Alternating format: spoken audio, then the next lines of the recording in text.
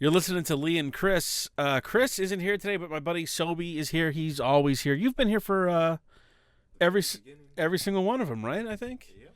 All no, I think we only have 7 videos up, but yeah. Sobe is an OG here for the Lee and Chris channel. We're gonna try our best to break down all this nonsense that's going around with Trump and the firing of James Comey and The deep state strikes back. yeah, all the deep state leaks and stuff like that. It's you look at it and it is a little convoluted, but if it's pretty simple to understand. I guess if you want to start sort of at I think the best jumping off point, right? Yeah, besides the past history of Comey, which everyone knows already, Yeah. with the election and everything, so Right, he was tainted meat to begin with. Yeah, Comey already had a lot of baggage coming into this new administration with the Hillary Clinton emails. A lot of people felt that he handled that investigation poorly, and then he further pissed people off with, I think, what was it, like a week or two before the election? He was looking at Hillary, but then there was nothing with Hillary. Then he he was reopened. looking at Trump, but then Yeah. there was nothing, so whether he did it by himself or he was pressured into playing politics, Yeah. either way, he gave in, and Long story short, he had a lot of baggage. he was a bad potato. And now I think it took Trump too long, but on May 9th, that was last Tuesday, he fired FBI Director James Comey. The immediate fallout that happened from that, obviously anytime Trump does something like that, people are going to jump all over it. It's the we were going to do a video about it. I still might upload it. It's a little old now, but MSNBC and CNN and they were all saying and convinced that this was what happened. I think one of them said this is what happens in non-democracies, right? Yeah. Yeah, it was hysteria. Yeah. And he now did this specifically to interfere with the so-called Russia investigation that doesn't really exist, and now because they said there's no connection. there's no collusion between the Trump campaign and the Russians. I mean, the most they have now, and I think Comey has even said that it's not a criminal investigation. It's a counterintelligence investigation into the hacking of the DNC.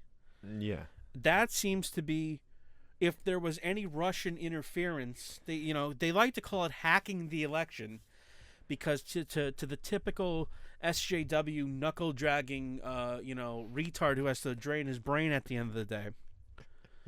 That makes him, then that means they's be hacking election voting machines. And no, that's not what that means at all. No.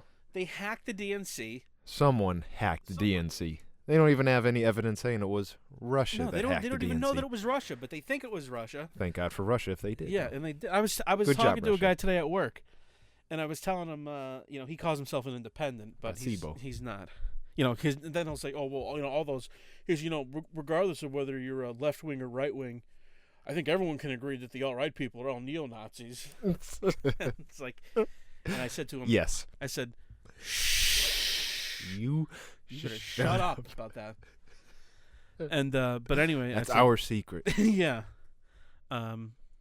There's all this nonsense going on now, and that happened on May 9th, That's Tuesday. last Tuesday, and the media really wasn't quite over that.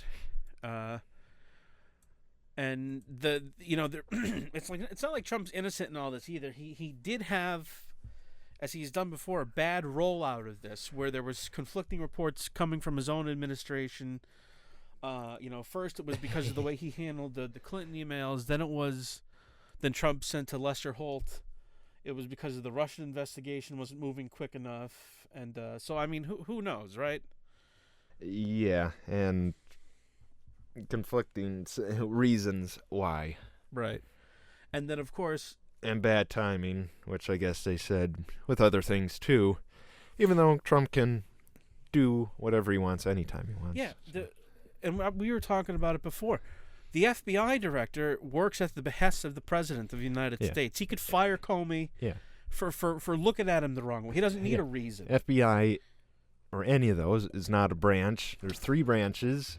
They're just They're a department. A department with employees that are 100% directly under the president. Yeah. He's their boss, the executive branch. That's how it works. Yeah.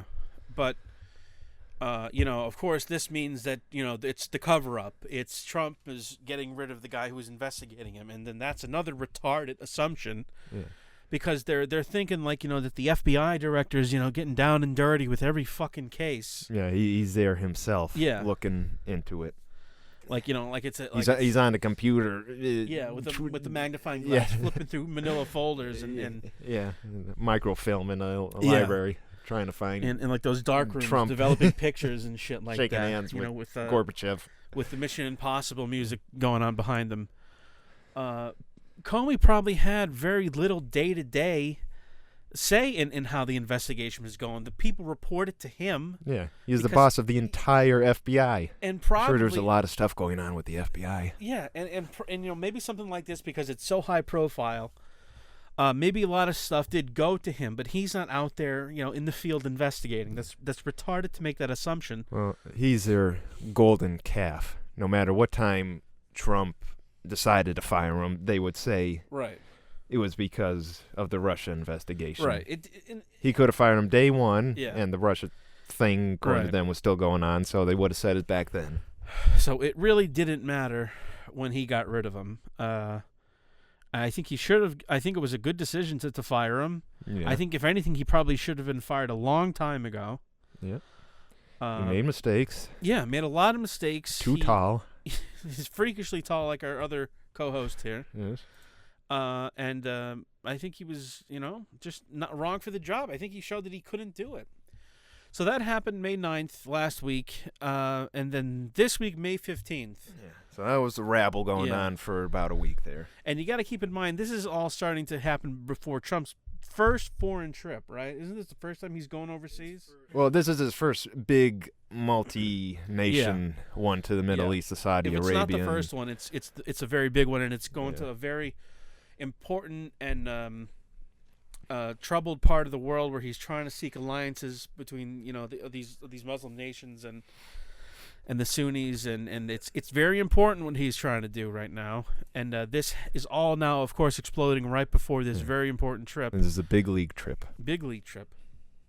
And now May 15th, from the Washington Post, a report was that he leaked classified. That was the other thing going. That was in This was number 2. The midterm, in the in-between This was time between there. Comey and then the last one we're going to talk about. Yeah, the meeting with... May 15th, the Washington Post reported that Trump leaked classified intel to Russian ambassadors. Yeah. Now, there was no American press allowed in this meeting. There's only Russian press, and that's where all the photos come from, and that was another thing. And they say that reports from administration officials that sensitive info was given to Russian diplomats, and then it seemed to all come down to the name of a town that was somehow maybe released, and in talking about anti-terrorist tactics with regards to possible terrorist attacks on planes, using laptops and stuff like that, and then they would come out and say this is all open source reporting stuff, that nothing was leaked. And it was Russian diplomat Sergei Lavrov, Ambassador Sergei Kislyak. They were in the Oval Office. H.R. McMaster, a national security advisor, was also in the meeting. Yeah, McMaster. That's who they were saying in that interview there. Yeah, said that there was nothing said. Yeah, that he's the guy who came out and said that night, right? That he was in the meeting. Yeah. Nothing was said. Even though Trump can say, because he has the authority to release it, and I don't really see the big problem with releasing some information about where terrorists are to another country. To another country who just had... Probably the biggest other country that's actually fighting and wasn't ISIS. There just some kind of... There was this tragic... There was an airliner attack. A Russian airliner was taken down not that long ago, right? Yeah. From like a bomb that killed like 200 people. So, I mean, sharing this kind of information seems important. Yeah. And the other thing, if Trump deems it to be not classified, it's not classified. Yeah. He could share whatever he wants. Now, I understand the point of view where, all right, so just because you can do something doesn't mean that you should. Like, I get it. Yeah.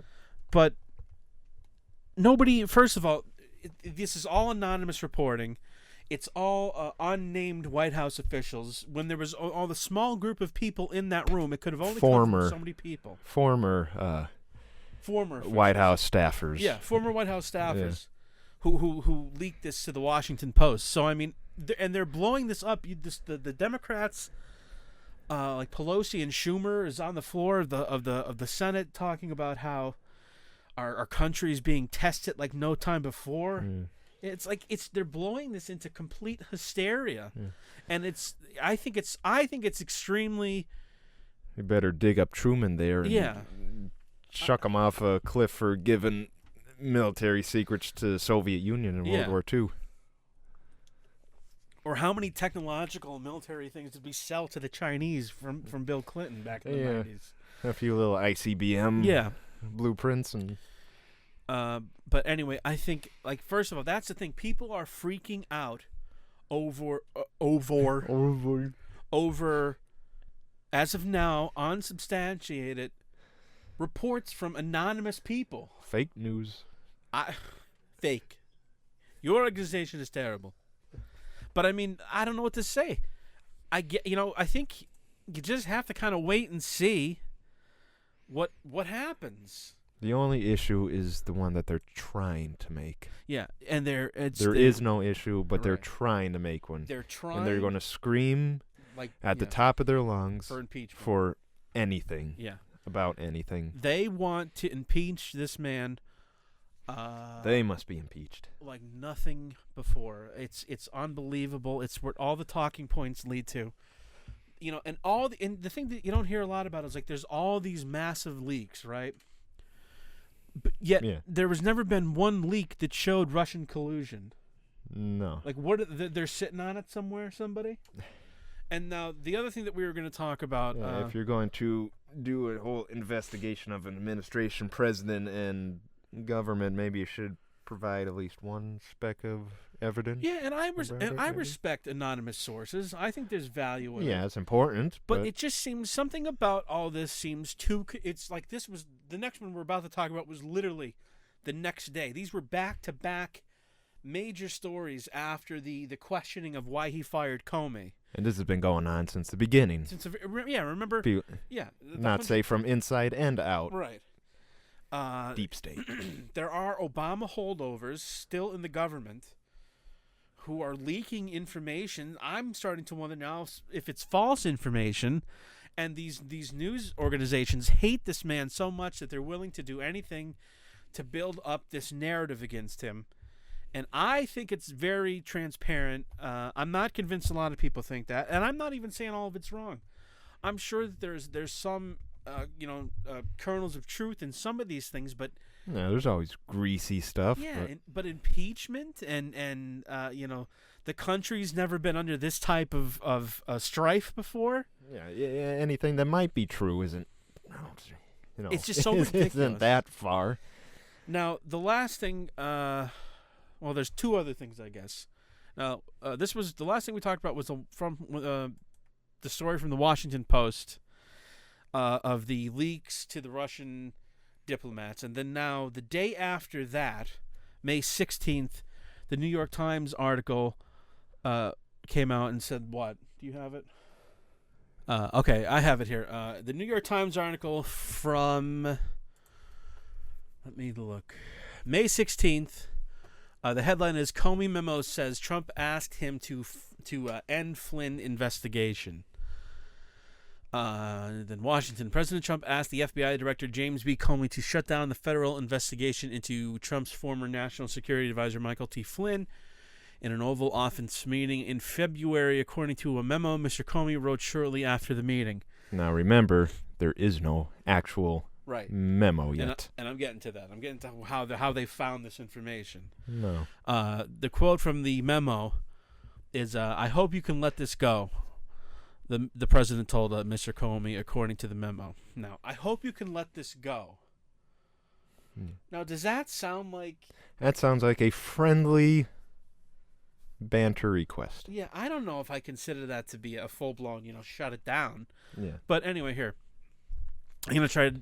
I'm sure no president has ever asked anyone in the FBI or CIA or anything like that to maybe think about not doing something.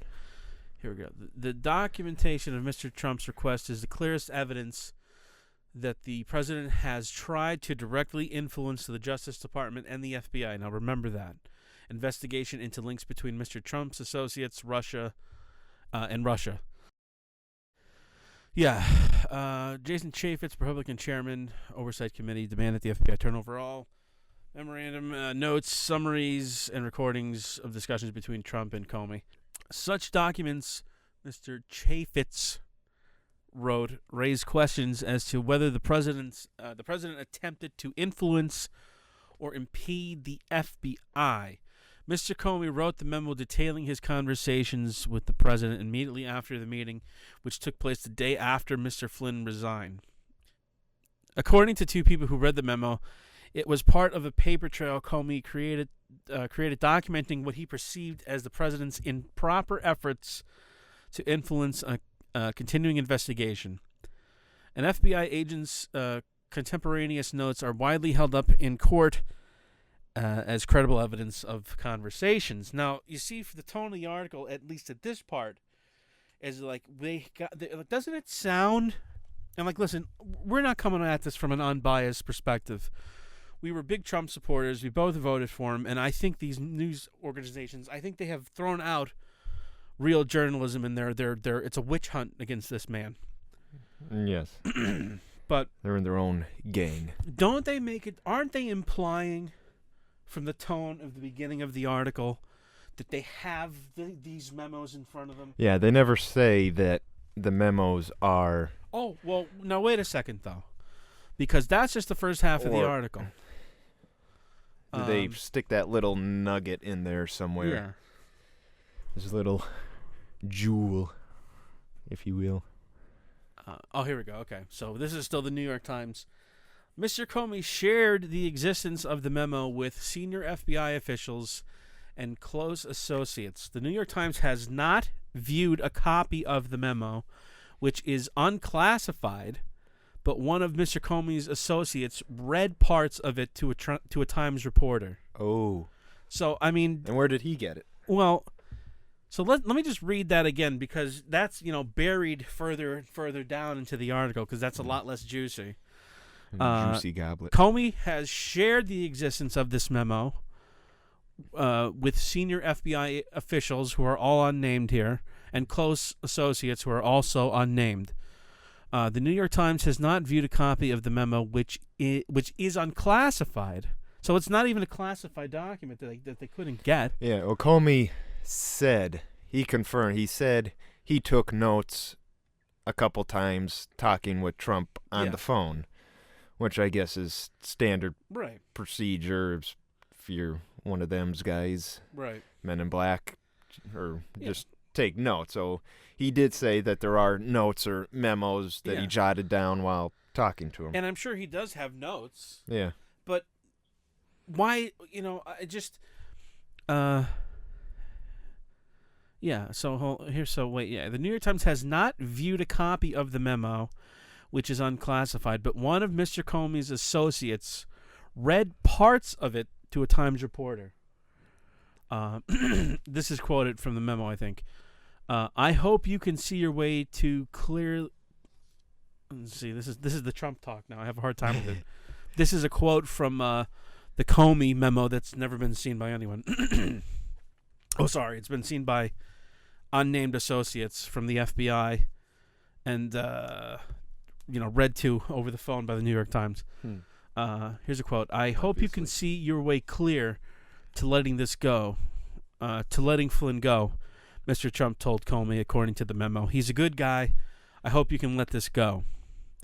Mr. Trump told Mr. Comey that Mr. Flynn had done nothing wrong, according to the memo. Mr. Comey did not say anything to Mr. Trump about curtailing the investigation, replying only, I agree he is a good guy. And that's, this is supposedly the most damning stuff from all that? Obviously. I mean, it sounds like it was a casual kind of conversation. Like if you were and your one friend was in trouble, you're talking about, geez, don't you think you can let it slide? Be easy on him. Yeah. And I still don't think they have found anything illegal that Flynn did, right? Not that I know of. I mean, maybe we're wrong about that, but I haven't. I haven't seen anything. There's been suspicious contributions given to him. Yeah. I know. I think the big thing that got him fired by Trump was that he lied about certain aspects, I think, of those contributions to the vice president. And that's what kind of finally got him fired. But now, the clear, overarching, I would say, tone of this article now, which was the day after the Washington Post one, is that, he's now they're really going at him hard. Now they're trying to say he's obstructing justice. He is clearly trying to influence the decision-making process of the Justice Department, of the FBI, of James Comey in that case. And now the other thing, if Comey really had felt that Trump was trying to influence his decision-making or the decision-making of an ongoing case and try to change it in some way, Comey at that point had a legal obligation to then go report that. Because it's an obstruction of justice. Yeah, that would pretty much be pretty good ammunition for his case. Yeah. For the investigation of There's the memo. Or open up an entire new investigation. Exactly. He supposedly has all this shit written down. There's the memo, and then report it. It's obstruction of justice, right? According to you on MSNBC and CNN. I mean, my God, this is the end of the republic. I mean, so you just have to keep in mind with some of this stuff. And I was trying to explain this to another guy who I was working with today. He's like, "Oh, all this stuff going on now." I was like, "What stuff?" There's stuff going on when you just hear it out of the corner of the room playing on a TV right there, of course, and blasting out everything. And then there were reports that there was cheering from the newsroom at the Washington Post. Yeah, I heard that too. When that one article, I think, got the most clicks ever or something like that from a story. Yeah. I heard that reports of them cheering for other things too when stuff came out or when they got a leak or very impartial investigative journalism. Yeah, it's very professional. And if you go on to the Washington Post thing, their website, underneath the title, "Democracy Dies in Darkness." So, that's actually under their main. Yeah, that's their main thing. That's not just the Washington Post title right underneath that, like a subtitle of their logo. I mean, so don't talk to me like these people don't have an agenda, like they don't organize these things to fit a narrative. And then they're all it's from all unsubstantiated, anonymous sources or people reciting these memos that no one has a physical copy of over the phone, and they're trying to make you think that that somehow impeachment is going to be the only way to get this through. Well, let's not forget the last part of that about. Oh my God, I almost did. Yeah, about the acting FBI director, Andrew McCabe. Andrew McCabe on, what was it, May 11th? No, yesterday, 16th. Oh, May 16th, May 16th. Yeah. On whether anything happened with Trump, he testified before the Senate Intelligence Committee on May 11th. So, he testified on May 11th. And, quote, "There has been no effort to impede our investigation to date." Exactly. And this is from NPR. And now he was in the FBI with Comey, right? Yeah. And he's in the FBI, and he's the acting FBI director he's now. the acting director right now in Comey's absence. Mm. And he said that there has been no attempts to how did he phrase it? There has been no effort to impede our investigation to date. No effort to impede the investigation to date. And supposedly this thing with Trump and Comey, this memo that no one has seen, that there's no, as of now, physical proof of, they're trying to imply that this was somehow obstruction of justice, and now this is the thing that's going to get Trump. When this flies directly in the face of what he testified to the Congress about. Yeah. Well, Comey said there was no evidence of collusion. Yeah, Comey said there was no evidence and of collusion. Now, and Clapper said that there was no evidence of collusion. And now this McCabe said there's no evidence of impediment onto the FBI's investigation. And I think he even said that the absence of Comey wasn't going to stop anything. Yeah, because Comey's just he's just the figurehead. He's the guy who all this shit just trickles up to. I think it's an overreacting, pant-wetting media who are grasping at anything they could possibly get to try to impeach this man because they don't understand him. They don't understand his tactics. He's not fit for the office in there. We just watched that painful Keith Olbermann video where they literally think he's crazy. He does things differently, and they can't handle it. Genius level. And these turncoat corporatist pussy Republicans don't like him because he's upsetting the apple cart for everybody. And Trump is not perfect. He's far from. He has lots of flaws. A lot of these things are self-inflicted with the tweets that he does and the things that he says on Twitter. And I mean, I get it. That's why we like him. Yeah, but because it's real. And I heard somebody say the other day that the American public elected Trump to be president with 100% knowledge of all of his flaws. Yep. I mean, we're not getting anything that we didn't expect. He's not a cookie-cutter puppet. No. And so far, no other intelligence agencies are coming out and saying that they're not going to deal with this anymore. Putin actually, I know it won't mean anything to the American media or to the Congress, but Putin actually did come out and said he was going to release the transcripts of the meeting. Yeah, of the entire meeting. That shows that nothing. Yeah, that nothing was revealed. And now we have the. Do you have anything about the special prosecutor that's been? Well, that's today's special news. Yeah, just to wrap this up. Yeah, you have the Deputy Attorney General, that Rod Rosenstein. That was the one, was he not, that, or the most current one that advised Trump to fire Comey. Now, he has appointed a former FBI director, Robert Mueller, to serve as a special counsel to oversee the Russian investigation of the so-called hacking or influence on the 2016 election. So... And now this Trump had no say in this. No. This came from the Justice Department. He can't stop Deputy Attorney General. Yeah. He said, I have determined that a special counsel is necessary in order for the American people to have full confidence in the outcome. Even though I don't think the American people really even though they had the House, the care, Senate, the FBI already investigating all this nonsense. Yeah, and basically, I wasn't happy where he's coming from, but I wasn't happy when I heard this. But if it can put a bow on this and finish this up, and then we could all collect, because we know nothing happened. Put we know the guy no on collusion. there. Maybe you'll get them all to shut up. Yeah, exactly. There was no collusion. We know that now. Maybe Russia hacked the DNC. All right. So what? What did they do? Reveal how crooked the Democratic Party was functioning in this country, and the collusion between the mass media and the Democrats. Yeah, is that worse than someone from inside leaking the emails and showing the corruption? Yeah. I mean, the main issue would be a foreign entity or anyone hacking into.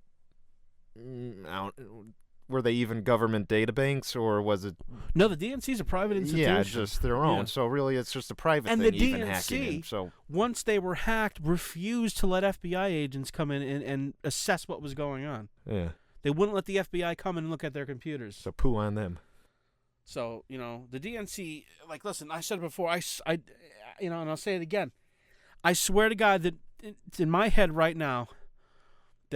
the DNC is a greater risk to America with the filth that they push, both in society and with economics and all this nonsense and the craziness, than the Russian government is to us. I think we should have more in common with Russia. Yeah, I have yet to find anything that Russia has that we don't like. Yeah, or has done. Yeah, counter to us. They seem to have very based country. Yeah. All right. Well, that's pretty much everything on this. I don't know how much we cleared up. We just kind of wanted to give a little overview to anyone who was a little confused. Maybe in the bottom of the video, I'll link some articles to the Washington Post and New York Times. Yeah. And maybe some. We found a good. What was it? It was a timeline. The NPR. whole timeline from 2015. Yeah. Going forward. And there was some timelines on Fox News and some other Breitbart clips that talk maybe more about the other side and how maybe they're not being totally honest. Although we discussed that pretty well too, I think. Yeah. So this Mueller thing appointment is just happening today. So I'm sure there'll be more to come if anything important comes about it. All right, so this is it today for Lee and Chris. This is Lee. Sobe has been here with me, helping me do research. So, Sobe, thank you very much. Thank you, and don't forget, smash that like button. Subscribe if you want to hear more of our most dank breakdowns of today's goings-ons. Yeah.